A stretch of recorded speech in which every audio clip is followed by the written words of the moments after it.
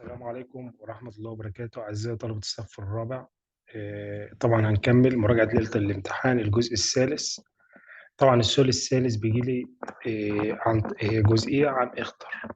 طبعا هنختار الإجابة الصحيحة. فأول حاجة معانا هنا هيجي لي رقم واحد بيقول لي 24 في 15 يساوي 15 ضرب 24. هنلاحظ إن هنا الأعداد إيه اللي حصل هنا متبدلة، يعني هو بدأ ب 24 في 15، لا هنا عاكس، بدل ال 15 مع ال 24 يبقى نستخدم خاصية الإبدال. طب لو عايزين نفتكر الدمج هنلاقي فيه أقواس، ثلاث أعداد مضروبين في بعض وهو بدل الأقواس. المحايد الجمعي طبعا اللي هو كام؟ الصفر، هنلاقي مثلا 4 زائد صفر بيساوي 4. التوزيع طبعا بيعمل لي أقواس ويوزع الضرب على إيه؟ الجمع. رقم اتنين العدد 650 مليونا، يبقى نخلي بالنا أول حاجة دي وحدة إيه؟ الملايين.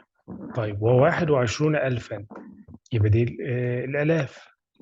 طبعا لما نيجي نكتب نحاول إحنا نكتبها فوق من غير ما نبص في الإجابات الأول. يبقى نعمل أدي 1 2 3 4 5 6 7 8 9. كده وصلنا إيه؟ أحد عشرات مئات، أحد الآلاف عشرات الآلاف مئات الآلاف، أحد الملايين عشرات الملايين مئات الملايين. يبقى أول حاجة هنا هاكتب 650 مليونا، يبقى أجي هنا أكتب يبقى نكتبها هنا 650 مليون و21 ألفا، يبقى نكتب هنا أدي ال21 في الآلاف، يبقى أحد الآلاف وعشرة الآلاف. طيب خلاص كده نحاول بقى أي رقم ما كتبناش نحط مكانه صفر، يبقى نحط هنا صفر، هنا صفر، هنا صفر، صفر. وطبعا بعد كل تلات أعداد بنعمل إيه؟ علامة كوم. هنبص بقى في الإجابات، هنيجي نلاحظ إيه؟ إن أول إجابة هي الإجابة الصحيحة. يبقى نخلي بالنا لأن الأرقام متشابهة، فإحنا كده إيه؟ بنحاول نشوف أقرب رقم. لما بنكتب فوق الإجابة بنوصل للإجابة الصحيحة عشان ما نلخبطش في البتاع. رقم 3 81 على 3، طبعا هنا ممكن نعمل عملية قسمة عادية خالص، ادي ال 81 لما نيجي نعمل لها تقسيم على الثلاثة. ممكن نعمل طريقة مبسطة سهلة جدا اللي هي ايه؟ هنعمل خط كده طبعا ونقول ايه؟ هنقسمها نقول 1 3. طب الاثنين في 3 بكام؟ 6.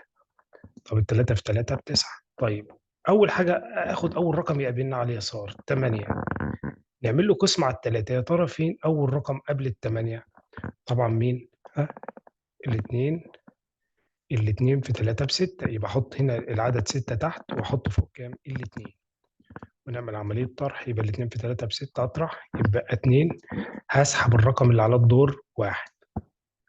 يبقى أول حاجة بنقسم وبعدها بنضرب وبعدها بنطرح. طبعا هنا أصبح الإجابة 21 على 3. طبعا لو كملنا في جدول التلاتة هنلاقي هنا في الآخر التلاتة في 7 بكام؟ ب21. يعني لما نضرب 3 في 7 الإجابة كام؟ 21. يبقى احنا عارفين هنا السبعة 3 في 7 كام؟ 21. ونطرح يبقى الإجابة 0، يبقى خارج القسمة هو 27. يبقى نشوف الإجابات هنلاقي كام؟ 27. طيب الأعداد 1 2 5 10 من عوامل العدد نقط. طبعا لما نلاقي الأعداد هنا هنبص على أكبر رقم الأول، ال10 بتبقى على الخمسة، أيوه بتبقى على الاثنين، تمام، بتبقى على الواحد، يبقى ناخد الرقم الكبير اللي هو مين؟ ال10.